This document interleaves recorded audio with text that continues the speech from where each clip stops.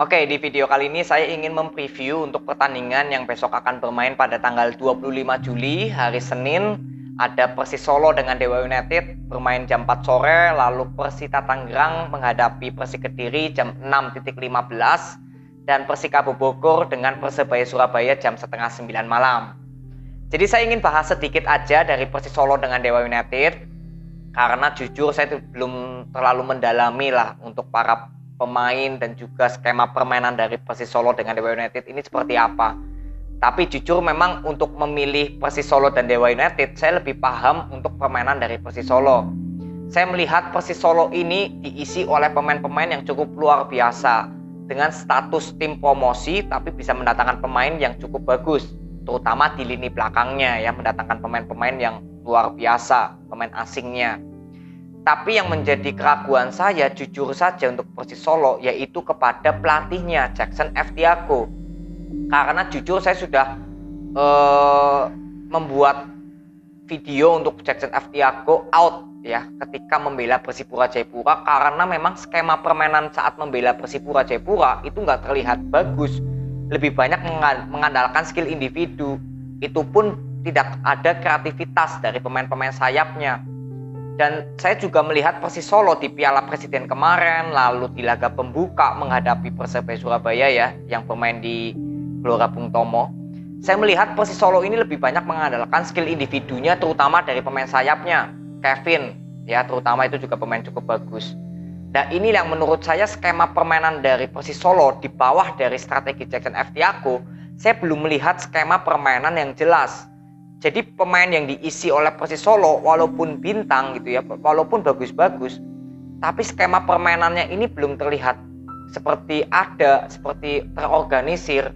Justru lebih mengandalkan skill individu, kreativitas dari pemain sayapnya tanpa ada skema permainan dari pemain tengah dengan pemain sayap. Ya, jadi besok kita akan lihat apakah memang Persis Solo menghadapi Dewa United akan terus melakukan penyerangan melalui lini sayap ya, karena sebenarnya untuk menghadapi Persis Solo saya sudah beberapa kali melihat ini mudah ditebak karena benar-benar mengandalkan pemain sayap, hanya mengandalkan kreativitas dari pemain sayap. Jadi pemain tengahnya ini untuk melakukan penyerangan ini masih minim yang saya lihat. Tapi ya semoga besok bisa lebih berjalan lagi ya, karena biar kreativitas dari pemain tengah, pemain sayap ini lebih banyak lagi menciptakan kreativitas untuk menciptakan peluang gol. Ini yang saya lihat dari Persis Solo. Dan Dewa United saya belum terlalu banyak paham, belum berani untuk mengomentari. Tapi besok saya akan lihat pertandingannya bagaimana untuk kedua tim dan saya akan buat reviewnya. Lalu next untuk Persita Tangerang dengan Persik Kediri. Untuk Persik Kediri sebenarnya saya sudah bahas ya di video kemarin mengenai Renan Silva dengan strategi Coach Javier Roca. Tapi kali ini saya akan bahas dari kelebihan dan kelemahan kedua tim.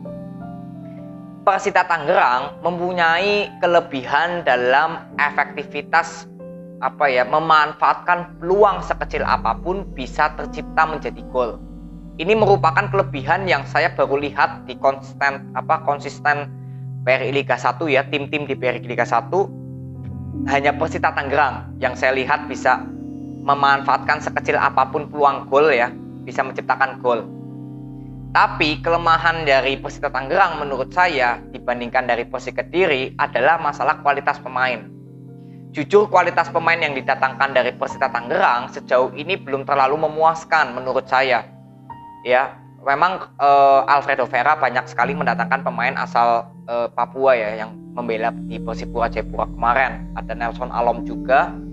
Tapi secara kedalaman skuad memang Persita Tangerang menurut opini saya ini masih di bawah dari kualitas pemain dari Persik Kediri. Tapi kembali lagi, kelemahan yang saya lihat di Persik Kediri ya sejauh ini adalah ya yang saya bahas kemarin, yaitu para pemain yang didatangkan ini belum terlalu nyetel dengan strategi dari Coach Javier Roca. Tapi kelebihannya ya jelas para pemain yang dimiliki dari Persik Kediri ini lebih bagus, lebih memiliki skuad yang mewah lah. Ini yang menurut saya kelebihan dan kelemahan dari kedua tim di pertandingan besok. Dan apakah jalannya pertandingan besok akan ulet? Kalau menurut saya melihat untuk penyerangan kedua tim sebenarnya kedua tim ini juga sama-sama kesusahan dalam segi mencetak gol. Saya melihat di Piala Presiden kemarin berapa gol yang tercipta untuk Persita dan juga Persik ini menurut saya masih minim. Dan juga lini belakang dari Persita Tangerang dengan Persik Kediri ini juga sama-sama bagusnya. Ya, jadi persamaannya untuk kedua tim ini adalah lini depannya sama-sama boleh dibilang belum menemukan peluang-peluang untuk mencetak gol yang lebih tajam, insting mencetak gol yang lebih banyak. Tapi untuk lini belakang dari kedua tim ini sama-sama bagusnya. Jadi ini sangat menarik untuk saya, tapi yang saya ingin lihat di pertandingan besok untuk Persita Tangerang, bagaimana pemain-pemain asing ya, terutama yang baru didatangkan, apakah bisa langsung klop dengan permainan Alfredo Vera, strateginya Alfredo Vera. Dan untuk Persik Kediri, saya hanya fokus kepada Renan Silva sebagai gelandang serang. Karena saya sudah bahas di video kemarin, permasalahan terbesar menurut saya di Persik Kediri adalah di gelandang serangnya, yaitu Renan Silva. Dan semoga Taufik dan Rohichan tidak bermain bersama. Jadi salah satu aja, entah Rohichan atau Taufik, salah satu saja. Dan sisanya kasih Adi Eko atau mungkin Fitra Ridwan juga bisa yang menjadi pemain tengah. Karena kalau Rohichan dengan Taufik bermain bersama, saya melihat Persik Kediri lebih cenderung ke defense. Ini yang saya lihat di pertandingan di Piala Presiden kemarin ketika Taufik dengan Rohichan bermain bersama. Jadi saya lebih merekomendasi untuk Fitra Ridwan atau Adi Eko juga masih oke untuk mengisi lini tengah untuk mensupport Renan Silva sebagai gelandang serangnya. Ya, kalau Fitra Ridwan sebenarnya lebih oke menurut saya untuk menjadi pemain yang memiliki jiwa penyerangan yang juga bagus sebenarnya Fitra Ridwan. Kalau Adi Eko memang lebih mengimbangkan aja, nggak banyak melakukan skill individu ya untuk Adi Eko. Jadi inilah ya fokus utama saya di pertandingan besok untuk Persita Tangerang dengan Persik Kediri. Jadi saya akan menonton, bahkan sebenarnya saya ingin live streaming ya, tapi kayaknya belum siap sayanya. Nah, nanti kita tunggulah untuk live streaming Persik Kediri, kita saling mengomentar bersama, saling introspeksi bersama, pandangan kalian, pandangan saya bagaimana, itu mungkin sangat seru ya jika kita live streaming bersama. Tapi nanti kita pikirkan baik-baik secara matang untuk live streamingnya. Ya, jadi semangat untuk kedua tim, semoga bisa meraih hasil yang positif untuk kedua tim. Lalu kita next bahas Persikabo Bogor dengan Persebaya Surabaya. Ini saya juga nggak terlalu banyak mau mengomentari karena saya melihat Persikabo Bogor di bawah dari pelatihnya Coach Jajang. Saya belum melihat skema permainan yang bagus, yang indah, yang oke. Saya belum melihat ini sejauh ini Persikabo Bogor bermain di Piala Presiden kemarin. Saya sudah beberapa kali memberikan komentar. Dan tidak melakukan pressing adalah salah satu kewaspadaan menurut saya untuk menghadapi Persebaya Surabaya yang bermainnya bola possession. Saya melihat Persebaya Surabaya walaupun ditinggal pemain bintangnya, tapi skema permainan di bawah dari strateginya Coach Aji ini sangat bagus menurut saya, sangat indah. Bola possessionnya ini sangat boleh dibilang sangat sulit untuk direbut. Walaupun kembali lagi tergantung kepada kreativitas dari pemain sayap dan pemain depannya ya untuk menciptakan gol. Tapi untuk melalui skema permainan Persebaya Surabaya ini susah direbut ketika melakukan bola possession.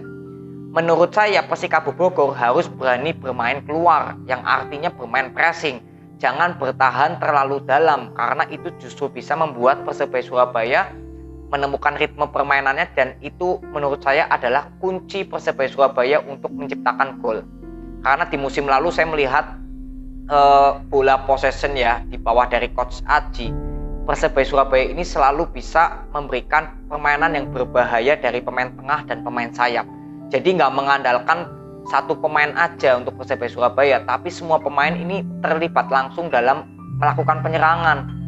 Inilah yang menurut saya menjadi betapa pentingnya Persikabo Bogor harus bisa, terutama Coach Jajang ya, mengerti strategi untuk meladeni tim yang bermainnya bola possession. Jadi menurut saya jangan terlalu bertahan terlalu dalam, karena pertandingan Persikabo Bogor lawan Persik Kediri ya, Persik Kediri ini kan sama bermainnya bola possession juga. Itu Persikabo Bogor bertahannya terlalu ke belakang. Jadi ketika membangun serangan itu juga hanya mengandalkan counter attack. Dan Persebaya Surabaya berapa kali untuk di counter attack ini juga susah. Pertahanan Persebaya Surabaya ini juga bagus menurut saya, terutama pemain yang didatangkan dari mana saya lupa ya, yang gundul itu loh, yang pemain lokal kita itu cukup bagus bermainnya. Ya, jadi ini pesan saya saja bahwa yang saya ingin lihat besok untuk Persikabo Bogor, bagaimana cara menghadapi tim yang bermain bola possession.